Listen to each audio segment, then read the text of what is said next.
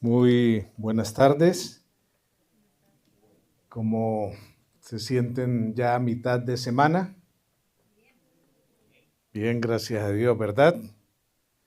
Y sin duda que el Dios que nos ha cuidado esta primera mitad de la semana nos cuidará en esta segunda mitad que aún queda. Esta noche veremos, o esta tarde, tarde-noche, veremos el impacto que tienen las crisis que son inevitables en la vida y que lamentablemente muchas veces se convierten en el germen para la generación de conflictos y tristemente en algunos casos para la destrucción de familias. El caso más patético que yo conozco de cómo una crisis puede desencadenar un terrible daño familiar es el de un compañero que era pastor, era docente de la Facultad de Teología allí en Colombia. En ese momento yo estaba como pastor de la iglesia universitaria y resulta que este pastor estaba casado, tenía un hijo o dos, y resulta que tenía dos hijos, una parejita, y resulta que la esposa quedó embarazada de un tercer hijo. Pero la esposa durante el embarazo se contagió de rubeola. Y esa es una enfermedad viral muy dañina, ¿no? Sobre todo en el embarazo. Así que el bebé nació, y lo voy a decir con mucho respeto, nació, parecía un mostrico, sin paladar, el labio vuelto nada, con muchos problemas pulmonares, cardíacos. Nació con 1000 problemas. La señora todo el tiempo lo tapaba con una cobijita para evitar que la gente mirara a la criatura, porque impactaba mucho ver esas secuelas que le dejó la rubeola a la mamá durante el embarazo al bebé. El papá, que era pastor y docente de la Facultad de Teología, esta crisis lo sobrepasó, lo rebasó. Y él decidió renunciar a la docencia como de la Facultad de Teología y no aguantó y se fue para otro país, dejó a su esposa sola con el problema, a sus niños, pero él no aguantó estar allí haciéndole frente a esa crisis. La señora, muy valiente, le hizo frente, pero el niño murió como a los 45 días de nacido debido a tantos problemas que tenía de salud, tantas complicaciones. Yo era el pastor de la iglesia, me pidieron que le hiciera el funeral al bebé y quisimos que el pastor viniera, él estaba en un país vecino, que viniera al funeral de su hijo. No vino,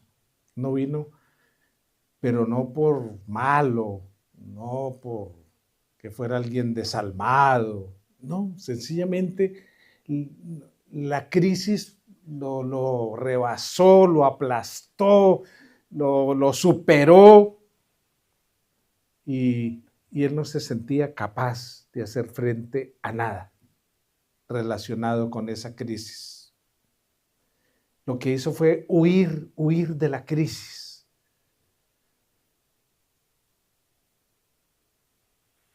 Esa crisis lo llevó más adelante a divorciarse de su esposa, lo llevó a renunciar al ministerio en forma definitiva,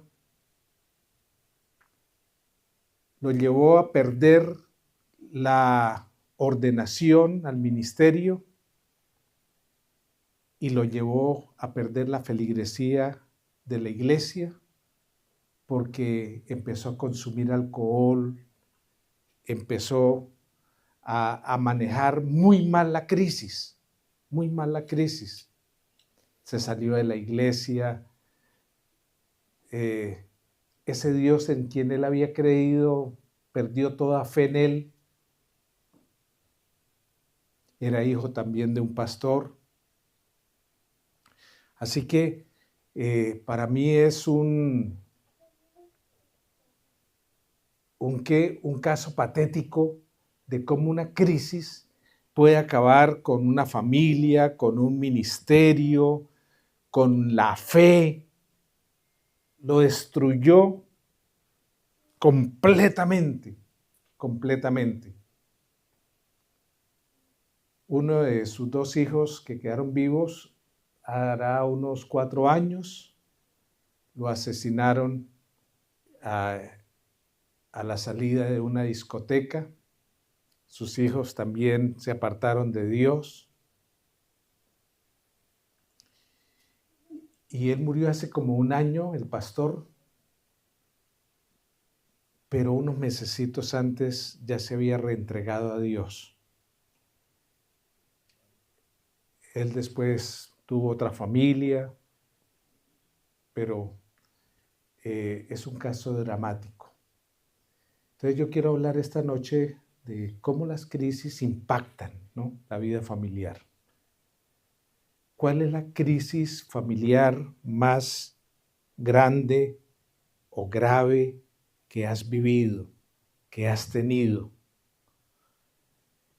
¿Cómo esa crisis, la más grande de tu matrimonio, de tu vida familiar, piensa, cómo impactó esa crisis tu hogar, tu familia, tu vida, la de tu cónyuge, la de tus hijos e hijas?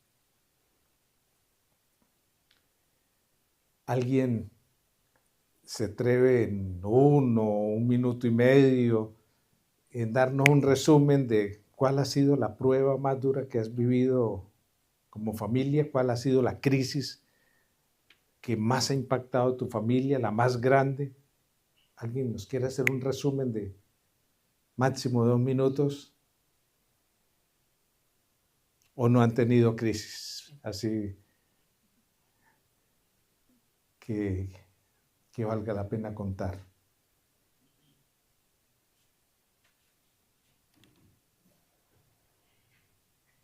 A ver, hermano, cuéntanos. Yo estaba muy chiquito, ¿verdad? Pero a los 20 días de nacido, mi papá falleció.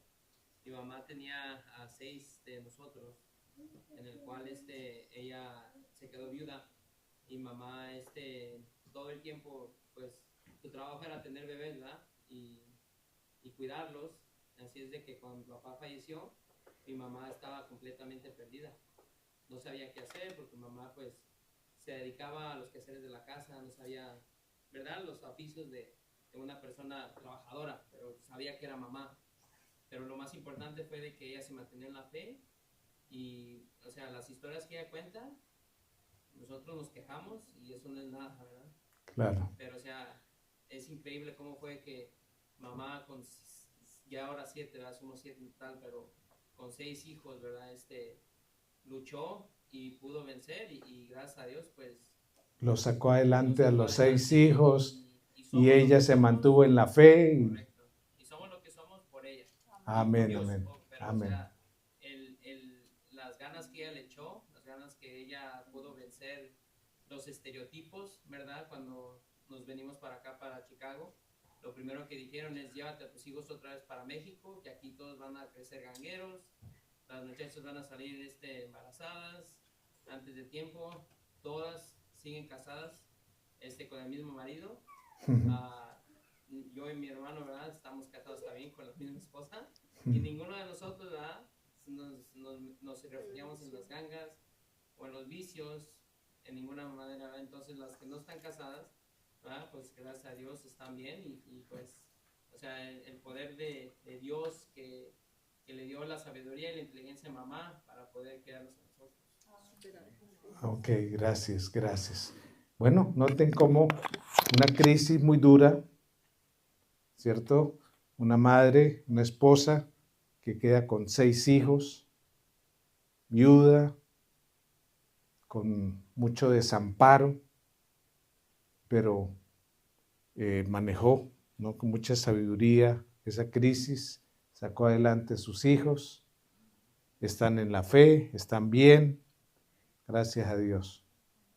Sí, algunas crisis para algunas familias resultan destructoras, exterminadoras, las revuelcan, las acaban, las destruyen, pero otras crisis tienen la capacidad de rehacer a las personas, renacen, se llenan de esperanza. Yo estuve pensando en la crisis más grande que he vivido con mi familia hoy y lloré solo, luego lloré con el que más vivió la prueba, mi hijo menor, así que creo que ya no estoy sensible para este momento.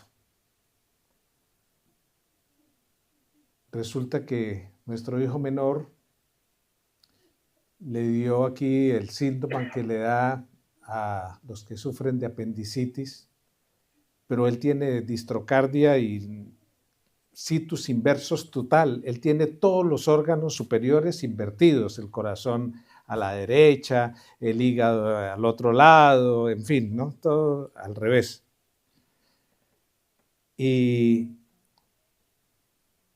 Llegó un día del colegio muy mal, con el dolor para él en el lado izquierdo, casi todo el mundo el apéndice la tenemos aquí en el derecho. Una médico general lo vio como a las 2, 3 de la tarde, dijo yo creo que tiene apendicitis, lo remitió a la clínica, allá lo tuvieron en observación hasta la noche, nos devolvieron para la casa, el niño siguió mal, lo llevamos al otro día, ¿no? Que le haga estos exámenes, luego, no, remitámoslo a otra clínica y llegué a esa otra última clínica, ya como 3 clínicas diferentes. Allá en Colombia llaman eso el paseo de la muerte, ¿no?, por el sistema de salud. Y cuando un cirujano lo vio, me dijo, así, lo miró y medio lo tocó ahí con un dedito, y me dijo, yo voy a entrar en este momento a cirugía, tengo un paciente, pero tu hijo está más grave que el paciente que voy a operar. Si tú me autorizas, entonces yo lo opero primero a él, a tu hijo. Pero doctor, le mandaron unos exámenes, dijo, yo no necesito ver ningún examen, tu hijo está muy mal. Listo, doctor, opérelo. Ya de todas maneras fue tarde, ya le había dado peritonitis y eso le dejó unas secuelas impresionantes porque cada rato se le obstruía su intestino y entonces tocaba por las bridas que se forman, entonces tocaba cada vez llevarlo de nuevo al hospital y habían solo 2 opciones, o volverlo a operar o meterle una sonda a ver si se desobstruía el intestino solito. Fueron unas 7 veces más después de, así, que tuvimos que llevarlo al hospital. Unas 3 veces se desobstruyó solito, otras 3, 4 veces hubo que volverlo a operar, volverlo a operar, volverlo a operar. Y esa criatura era, bueno, en esas obstrucciones no le daban nada de alimento y una vez duró como 15 días sin comer nada y todo el tiempo era obsesionado, delirando con comida, dibujando comida, hablando de comida. Flaquísimo se puso. Yo una vez lo estaba bañando y cuando le pasé el jabón, eso era pasar sobre puros huesos, el jabón en la espalda. Me puse a llorar, ¿no? Y cada crisis, cada nueva cirugía, era el más pequeñito de la clase, era el más flaquito. Una vez una profesora le dijo a otra, bueno, ¿será que los papás no le dan comida, que ese chino está tan flacuchento?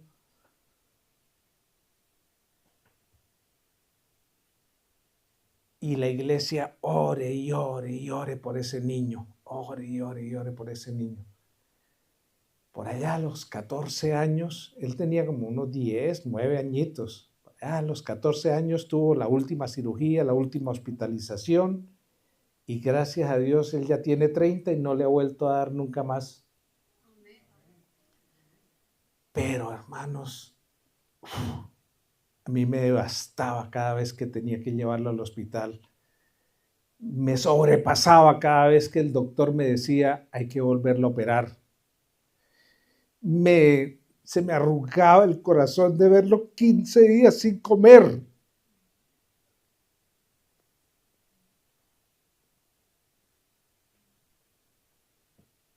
Hermanos, afortunadamente nos fortalecimos como familia, nos fortalecimos en la fe y les voy a compartir el texto que se convirtió en nuestra bandera para hacer frente a esa crisis tan repetitiva. Está en el libro de Corintios, la segunda carta.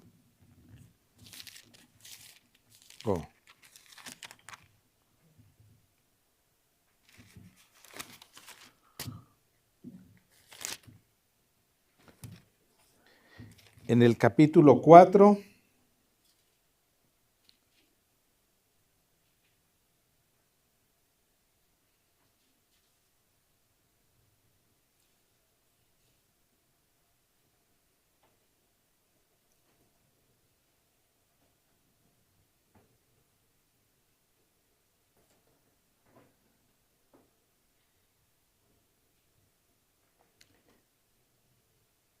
y ya les digo exactamente cuál versículo.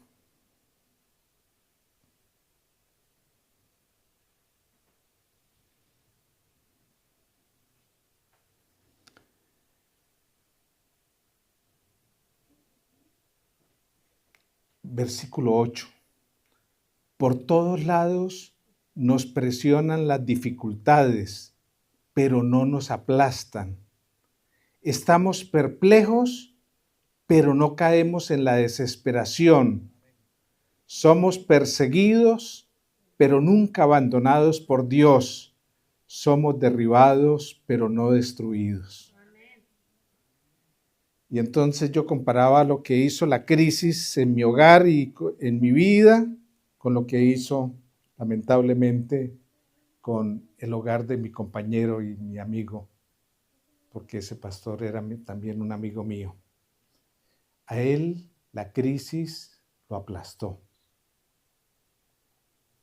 Pero dice Pablo, por todos lados nos presionan las dificultades. Presionan es, mira, ¿no?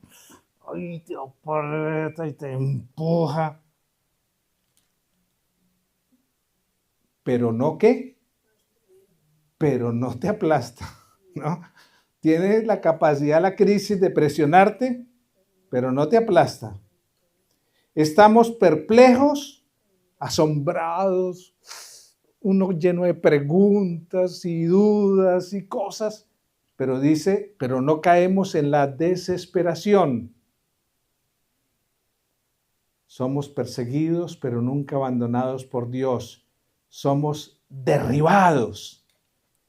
Cada hospitalización, cada cirugía, nos sentíamos derribados como familia, pero no destruidos, que es diferente, ¿no? No destruidos, derribados, pero no destruidos. Nos tumbaban esas crisis, nos derribaban, pero no nos destruyeron, gracias a Dios. Así que piensa, ¿no? ¿Cuál ha sido esa crisis?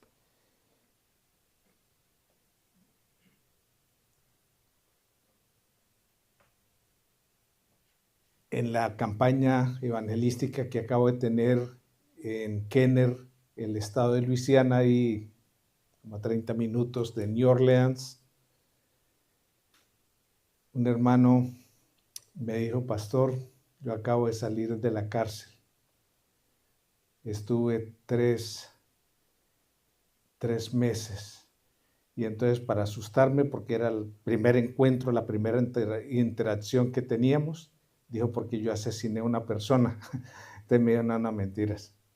Fue ICE que me agarró y estuve 3 meses y me contó todos los sufrimientos y pruebas que tuvo allí en esos 3 meses en la cárcel, y finalmente por una fianza logró salir. Solo que ahora no puede conducir, no puede trabajar, etcétera. Bueno, ustedes saben el drama mejor que yo, qué pasa con... Y entonces, en algún momento él vio 2 hermanas pasar y me dijo: mire, pastor, además de Dios y de mi familia, esas 2 hermanas que van allá fueron un gran apoyo. Esas hermanas vivían preocupadas por mí, me mandaban, buscaban comunicarse, buscaban hacerme llegar ayudas, buscaban, ¿no?, cómo aliviar como la crisis. Pero fuertes en el Señor, ¿no? Entonces, hay muchas crisis que impactan la familia. El sostenedor, cuando pierde el empleo, en el caso de nuestro amigo, como su padre, el que sostenía el hogar, muere y quedan en ese desamparo económico. La pérdida de un ser querido, como el fallecimiento, en el caso de nuestro amigo, del papá. Un diagnóstico grave, cuando te dicen: tienes cáncer, ya el cáncer hizo metástasis, ya no hay nada que hacer, ya el diagnóstico es demasiado tarde, ya el cáncer está en una fase terminal. Cada rato yo escucho de hermanos, hermanas, ese tipo de noticias. Accidentes. El 31 de diciembre de hace como 3 años, una hermana de la iglesia universitaria tuvo un accidente. Iba con sus 4 niñas en su carro y en el accidente murieron 3 niñas y una mascota. Así que el 31 de diciembre, ahí en la iglesia universitaria, estábamos haciendo un funeral con 3 bebés, con 3 niños, 3 niñas. Qué crisis, ¿no? Sumado a eso, ya tenía la crisis del divorcio, ella estaba divorciada de su esposo.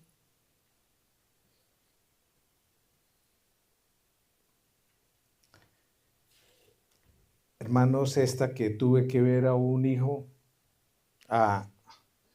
tuve que decirle a un pastor muy, muy amigo mío, le dije: mira, yo no quisiera decirte esto nunca, que te voy a decir. Es demasiado difícil lo que yo te tengo que decir, amigo mío. Pero hay serios indicios de que tu hijo menor está consumiendo droga. No puede ser. Yo lo veo y él no da ninguna muestra, evidencia.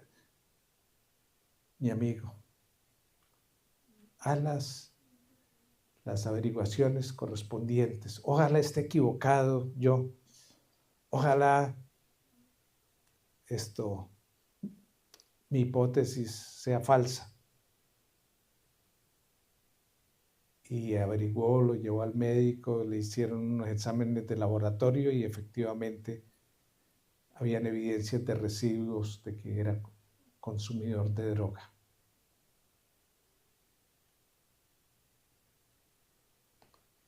Otra hermana me dijo, pastor, descubrí que mi hijo es homosexual. Ya por allá a los 17 años. Qué crisis, ¿verdad? Las que sufren las familias tan impresionantes. Cuando una hija jovencita, adolescente, queda embarazada. Yo fui vicerrector 10 años allí en la Universidad Adventista de Colombia y tuve que acompañar unos 5 suicidios de estudiantes, de jóvenes y de chicas ahí de la universidad.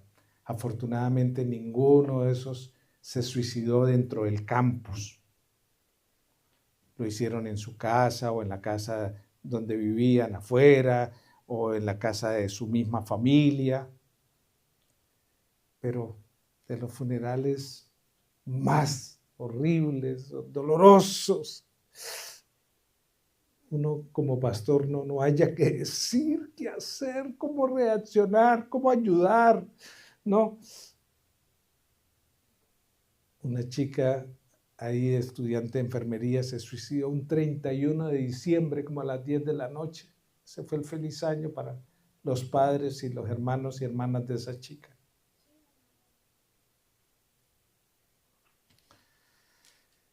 Ay, hermanos, ¿qué me dicen de el trauma, el dolor que produce un divorcio?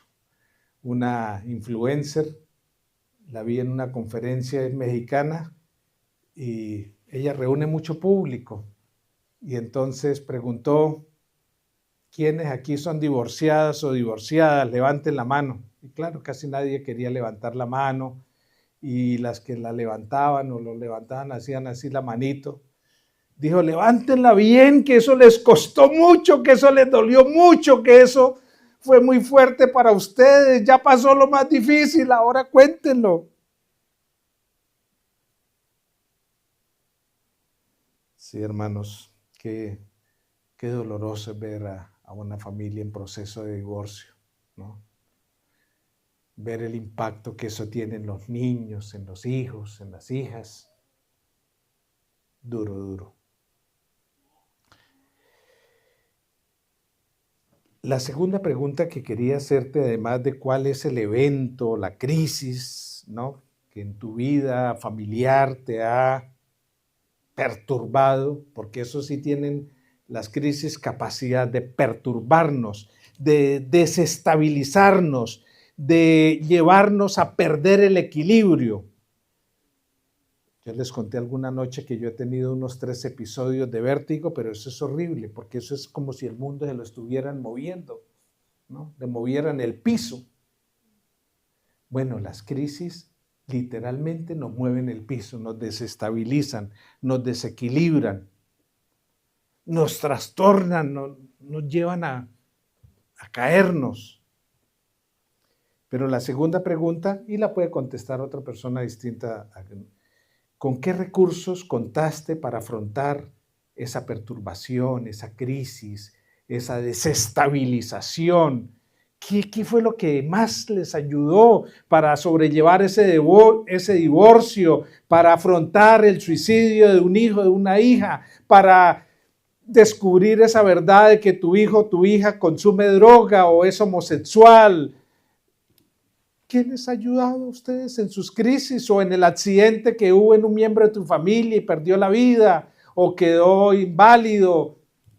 Cuéntenme, así alguien en 1 minuto, 2 minutos, ¿qué les ha ayudado? ¿Cómo? Orar y llorar con Jesús. Gracias. Poderoso ese recurso. ¿Alguien más? ¿Qué le ha ayudado en la crisis más grande que ha tenido en su familia? A mí, primero murió mi hermana y luego mi mamá se me enfermó a 3 meses y me tuve que ir. No tenía papeles. Pero nunca pensé, y mi esposo, pues vete, porque si le pasa algo a tu mamá, ya tu hermana murió. Me llevé a mi hijo, pero para esto yo tenía que cuidar a mi mamá como a 2 horas, entonces mi hijo dormía afuera en la calle, entonces mi esposo en las combis, ya ve que ya no dejan entrar a nadie en el hospital. Entonces él fue a traer al niño, imagínense yo quedarme sin mi hijo allá, 10 meses, 3 añitos, pero Dios me sostenía, ¿no? También tenía que cuidar a mi mamá. A otra que no, ya no iba a tener yo papeles para regresar porque no tenía. Entonces, yo me única era hablar con Dios. Le dije, Señor, como Ana le pedí, yo no pido tener un hijo ahora para estar conmigo. Yo tengo que guiarlo en sus caminos, ¿no? Y me levantaba a medianoche que no me diera mi mamá, porque digo, ella no tiene que verme que yo estoy sufriendo, porque ella de por sí está enferma, ella no tiene que verme. Me levantaba y oraba, así como allá se ven las estrellas, le hablé a Dios. Entonces, en un momento mi esposo ya chequeó con una abogada, otra que le dijo que con una cubana, que era como más así como los que hacen taxes, algo así, pero hacían bien. Gracias a Dios se movió todo en 4 meses. Pero yo tenía tanto estar con los de papeles y estar con mi mamá, porque carro teníamos que llevarla al hospital, ella sufría de los pulmones. Múltiples problemas, ¿no? Sí. El de documentos, el de la salud de tu mamá, Y mi hijo ya luego con mi esposo, la muerte de tu hermana, todo se junta, ¿no? todo se juntó, entonces pues, son situaciones que me pasaron, ¿no? Ya luego me tuve que venir, dejar a mi madre allá. Entonces a los 3 meses de estar yo aquí, ella falleció. Nos duró como 2 o 3 meses. Y no pudo ir al funeral. Ya gracias a Dios yo ya había entrado con la visa. Ah, ya. Iba a entrar para acá para estar con mi hijo. Entonces ya después también nos proveyó dinero porque como se gastaba bastante para ir ahora al funeral. O sea, Dios, pero yo siempre me agarraba de Dios porque es el único. Amén, amén.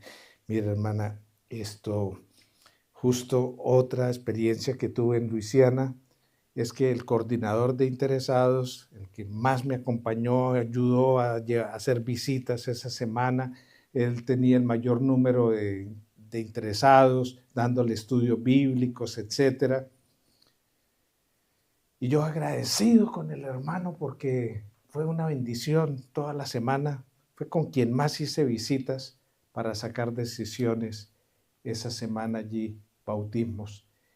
Y entonces el sábado ya él me abrió el corazón, el sábado que terminaba la campaña. Me dijo, pastor, tengo que contarle algo. Esta semana murieron 2 hermanos míos con una diferencia de 3 o 4 días, pero los 2 hermanos se murieron allá en el país de donde son ellos. Obviamente no pudo ir al funeral de sus hermanos por no tener los papeles. Lleva 6, 7 años separado de su esposa y el hermano se mantiene fiel a su esposa y a Dios, pero llevan 6 o 7 años separados. Sino por el asunto de los papeles, porque ni ella tiene visa para venir y él tampoco puede ir y luego volver a ingresar. Entonces, qué dramas, ¿no? Los que se viven aquí, especialmente en este país. Que uno no pueda ni ir al funeral de sus seres queridos. Que uno no puede estar ni siquiera con su esposa por tantos años, y no porque ellos se quieran separar, no porque se quieran divorciar, no porque estén mal, ¿no? Sino por esas situaciones que ustedes muy bien conocen. Pero qué hermano es un ejemplo en la iglesia, es un misionero, es una gran persona, es un gran esposo, es un gran padre, es un gran hijo de Dios, un gran misionero, pero ha vivido todas esas crisis que le acabo de comentar.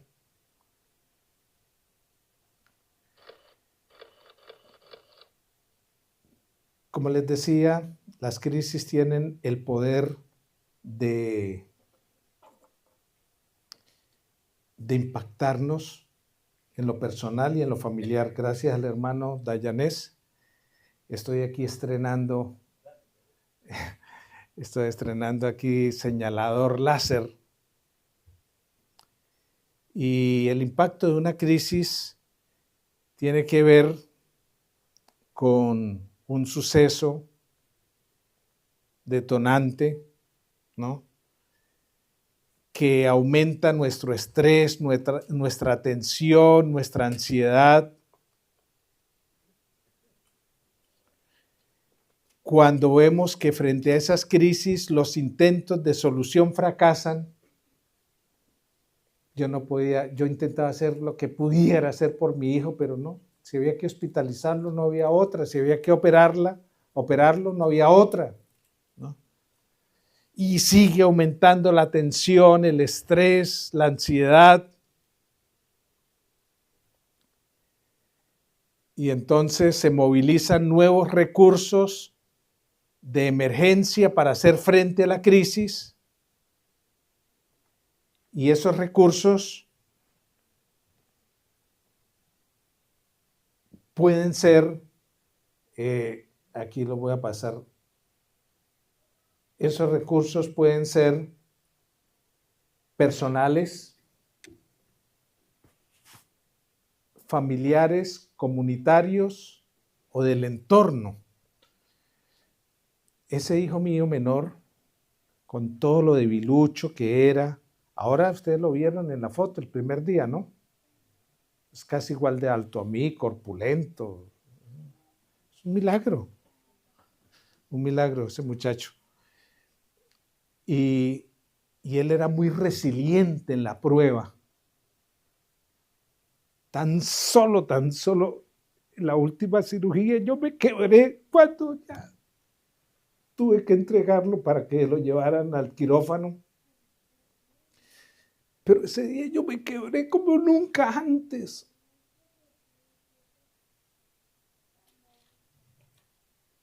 Y entonces lo conmoví tanto que se le salió una lágrima por un solo ojo. Una lagrimita nada más. De ese tamaño era la fortaleza de él. Yo les decía a ustedes que, ¿no?, dentro de mis vulnerabilidades y debilidades, yo soy una madre, soy un cobarde, un pusilánime, un temerario, un temeroso, ¿no?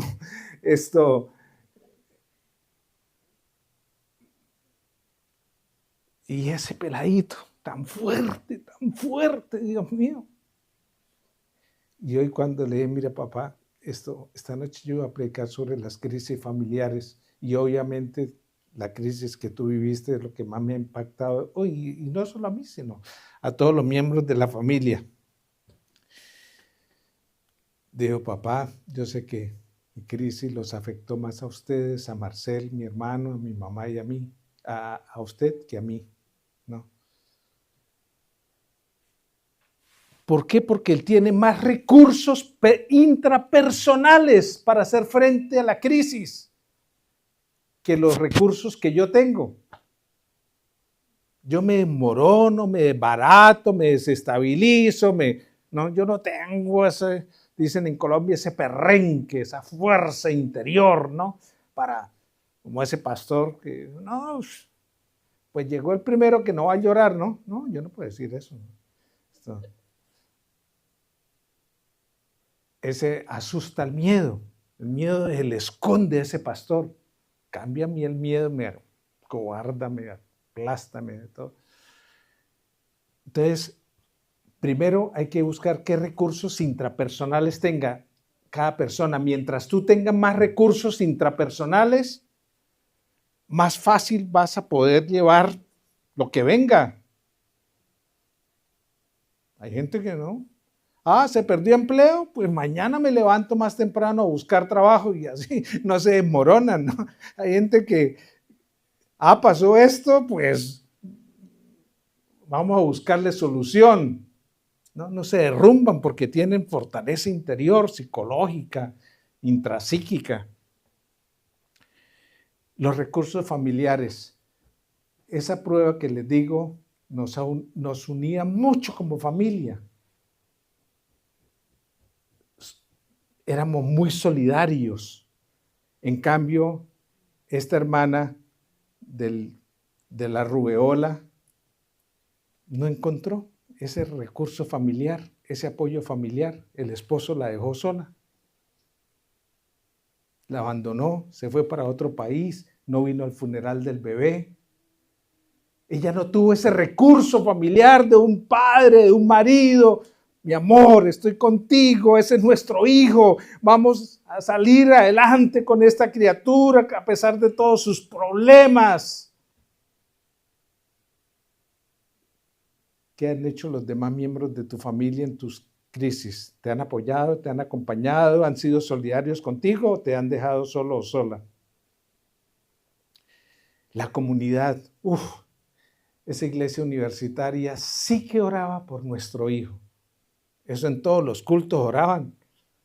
Porque cada rato, no, que el hijo del pastor Rivero está de nuevo en el hospital, que el hijo del pastor Rivero otra vez lo van a operar, que el hijo... Y mucha gente todavía me la encuentro y me preguntan, oiga, ¿y ese niño por el cual tanto oramos allá en la iglesia, en la universidad, qué pasó con él? No, está vivo, está igual de alto a mí, está más corpulento que yo, está súper bien, ¿no? Por allá desde los 14 años nunca más hubo que volverlo a hospitalizar ni a operar.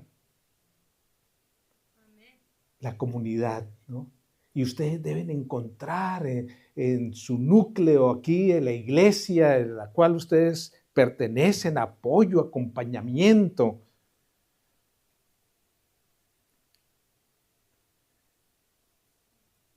Una vez a mi esposa también le dio peritonitis, yo estaba por allá en una iglesia del campo, cuando eso no había celular ni nada.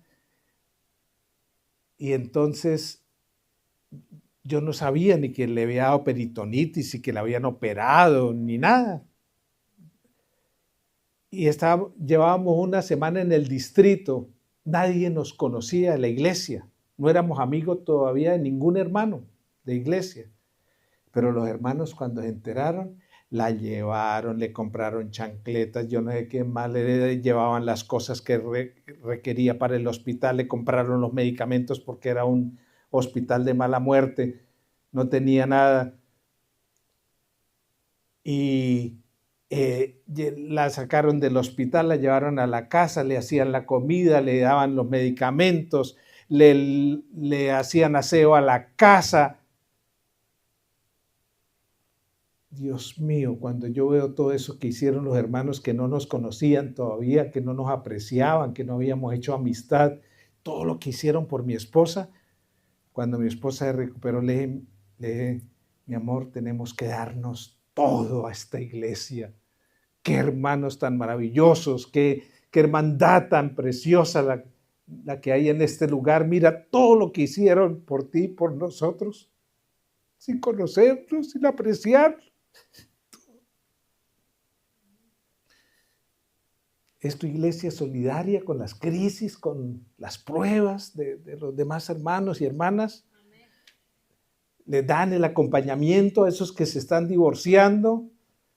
Les dan ese acompañamiento a los que están en duelo por la pérdida de seres queridos. Le brindan ayuda a esa pobre madre que no sabe si ir al trabajo o ir al hospital o... En fin, ¿no? Tenemos que ser solidarios. Ese es un recurso poderoso para hacer frente a las crisis y aprovechar los recursos del entorno, culturales, en fin. Ya, por ejemplo, el sistema de salud para lo que era cuando a mi esposa le pasó eso, ahora ha mejorado mucho, aunque últimamente otra vez se está deteriorando demasiado. Pero hay que aprovechar los recursos, subsidios, ayudas, apoyos, en fin, ¿no? Que haya en el medio para hacer frente a las crisis.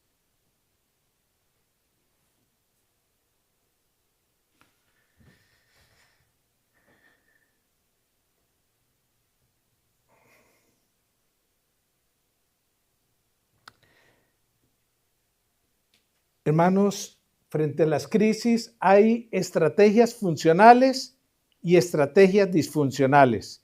Dentro de las disfuncionales está el retraimiento y la huida. Ese fue el recurso que usó mi amigo pastor. Se retrajo, se escondió y huyó.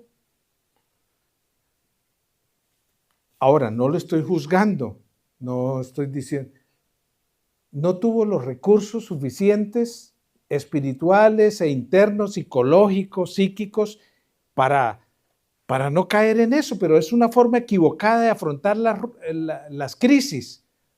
Uno no saca nada con retraerse o huir, no, tiene que hacerle frente a los problemas. Otra estrategia disfuncional es negar la crisis. No, acéptela, reconózcala, ya. Ese hijo murió o esa hija se suicidó y hay que asimilarlo y hay que reconocerlo y hay que, ¿cierto? No, de nada sirve la negación. La negación. Otro punto, otra estrategia disfuncional es la dependencia.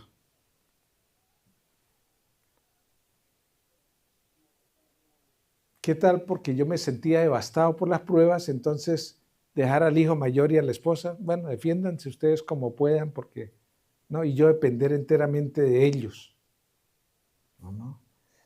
La pasividad, no hacer nada, quedarse uno bloqueado, paralizado.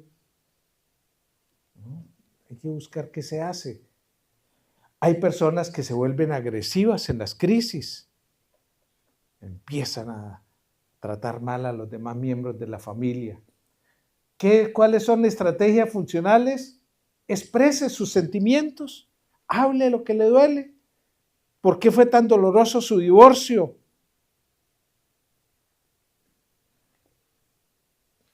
Elabore el duelo. Eso no se elabora de un día para otro. Tenga ese dominio cognoscitivo para sacar creencias equivocadas. Ay, pastor, es que Dios me está castigando, es que Dios se olvidó de mí, Dios me abandonó, es que yo no le importo a Dios. No, creencias equivocadas, eso no es verdad. Entonces hay que tener un dominio cognoscitivo correcto, adaptación conductual. Miren, no sé si les conté que la única vez que yo he dirigido un funeral con 2 cuerpos fue de unos hermanos, una pareja de esposos que tocaban muchos especiales en la iglesia porque tocaban muy bien la guitarra, cantaban bien y tenían 4 niños. 4 niños. Vino una noche la guerrilla, le sacó el papá y la mamá delante de los niños y más adelantico en un rastrojo los asesinó. Los 4 niños quedaron viudos, entonces nunca podré olvidar esa imagen de ese funeral. Yo predicando, 2 cuerpos acá, 2 ataúdes y en la primera banquita los 4 niños huérfanos. De esos 4, 2 son pastores ahora. 2 son pastores ahora. Hermanos, hay que recuperarnos de las crisis, crecer a pesar de las crisis y no manejar mal las crisis. ¿Cómo se maneja mal una crisis? Cayendo en la depresión, con quiebres nerviosos, con dolencias crónicas, dependiendo de fármacos, ausencia de reacciones. Hay gente que no reacciona ante nada, u otras conductas impropias. Cierro con después de Jesús, en la Biblia uno encuentra que quizá la prueba más dolorosa, el que vivió las peores crisis fue quizá Job, ¿cierto? José sufrió una crisis tremenda y David, todos los personajes bíblicos tuvieron muchas crisis, pero quizá la crisis estándar es la de Job, que perdió sus bienes, perdió sus hijos, perdió su salud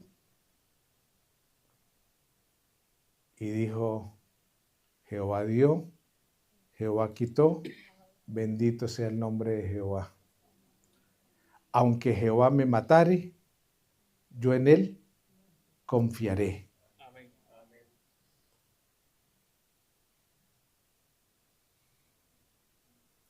Esas noticias, esas crisis se llaman bola de nieve, porque primero le llegó una mala noticia, una bolita pequeña. Luego una segunda mala noticia, la bola se fue. Luego otra mala noticia y la bola cada vez más grande, ¿no? Son crisis en cadena. Pero Job alabó a Dios en medio de todas esas crisis. Amén. Crisis económicas porque perdió sus bienes, crisis familiares porque murieron sus hijos y crisis de salud física, ¿no? De salud y mental porque su cuerpo fue muy quebrantado. Pero hermanos, tenemos como no solo el prólogo del libro, sino el epílogo, cómo Job se recupera, cómo Job, Dios le duplica lo que tenía, Dios lo bendice, Dios demostró que, como a mí me encanta esa frase aquí de los gringos, ¿no? Que Dios es bueno todo el tiempo, ¿no? Dios es bueno todo el tiempo, aún en las crisis. En inglés, ¿cómo se dice, pastor? All the time. God is good all the time. Así es. Eso implica que Dios es bueno aún cuando tenemos ¿qué? Crisis. Amigos, amigas, no dejemos que las crisis terminen generando conflictos en las familias y empeorando las cosas. No, sino por el contrario, como familia, unámonos para hacer frente a la crisis, para sobrepasar las crisis, para superarlas, para pasar esas páginas dolorosas en la historia familiar. Quieren encomendarle su familia a Dios, porque si en este momento estás teniendo una crisis, Dios te puede ayudar en este momento. Si vendrán más adelante, no habrá un solo día en nuestra existencia que Dios nos deje desamparados, porque Él dijo, yo estaré con vosotros todos los días hasta el fin del mundo. No habrá un día en que vivamos sin Dios. Siempre el día peor, el más negro que tengamos de nuestra vida, ahí estará Dios al lado. Y Él es bueno todo el tiempo, ¿no? ¿Quieren orar? Porque no sé qué crisis estás viviendo, si separación, divorcio, pérdida de empleo, necesidades económicas, temores migratorios, lidiando con hijos adolescentes difíciles, sufriendo con el corazón arrugado al ver que sus hijos e hijas están lejos de Dios. No sé qué crisis están viviendo, pero como dice el dicho, en toda casa se cocen habas. En toda casa y alguna crisis estará viviendo, así que les animo a ponerse de pie para orar. Pastor, dennos esa oración aquí porque las familias de su iglesia tengan esa gracia, ese poder divino, esa bondad de Dios para afrontar las crisis que pueden estar viviendo. Vamos a orar y cada uno coloca la crisis o el momento sensible el cual está viviendo. Y no solamente quien lo está viviendo, sino los que lo rodean que puedan entender también el proceso. A veces somos crueles con los que sufren, porque no entendemos el proceso por el cual están viviendo.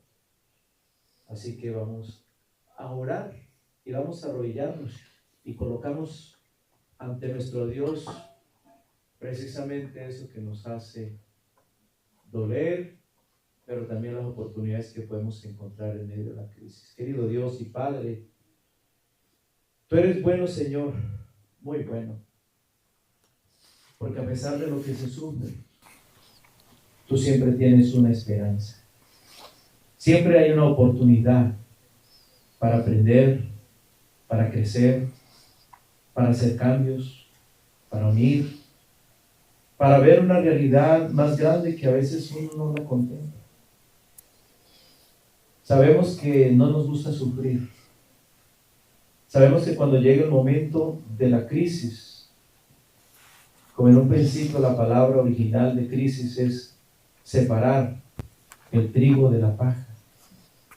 Y en medio de las crisis, el significado de crisis también es decisión. Decidir si nos quedamos con el trigo o decidir si nos quedamos con la paja. Tú haces el tamiz para que valoremos el buen trigo, las buenas cosas que aún pueden venir detrás de una crisis, en el matrimonio, con los hijos, en la iglesia, con nosotros mismos, porque en medio del dolor también se aprende. Así es. En medio del sufrimiento también se crece. Amén. En medio de la aflicción se pueden tomar mejores decisiones para la vida. Por eso, Dios, suplicamos esa sabiduría. Sabiduría para ayudar al que está en el proceso de su crisis. Sabiduría para entender el momento por el cual se está pasando. Sabiduría para aprender, Señor, de lo que se está pasando en el proceso. Sabiduría para poder llevar un proceso que nos lleve realmente a sanar, a crecer y a vivir una fe viva y eficaz, capaz de soportar los momentos más difíciles de la vida, teniendo en cuenta de que hay una gran esperanza en ti. Amén. Eso es lo que nos ayuda a llevar un proceso de crisis de la mejor manera. Amén. Que no quedamos en el dolor, sino que detrás del dolor tú enjugarás toda lágrima de los ojos de los que han sufrido. Así es. Tú aliviarás, Señor, los corazones dolientes. Tú restaurarás los cuerpos que sufrieron. Amén. Porque tú harás nuevas todas las cosas. Amén. Y esa es nuestra fe, esa es nuestra esperanza, y esa es la victoria, Señor, en medio del proceso de la crisis. Amén. Gracias por el tema de esta noche, gracias por cada familia, por cada hermano, y oramos por los que no vienen, Señor, para que ellos puedan ver que en estos temas, aunque para muchos ya algunos conocerán, otros no, siempre hay cosas nuevas que aprender. Amén. O siempre hay cosas nuevas que resolver. Amén. Amén. Levántanos en tu bendición. Lo pedimos en el nombre que es sobre todo nombre de Cristo Jesús. Amén. Amén.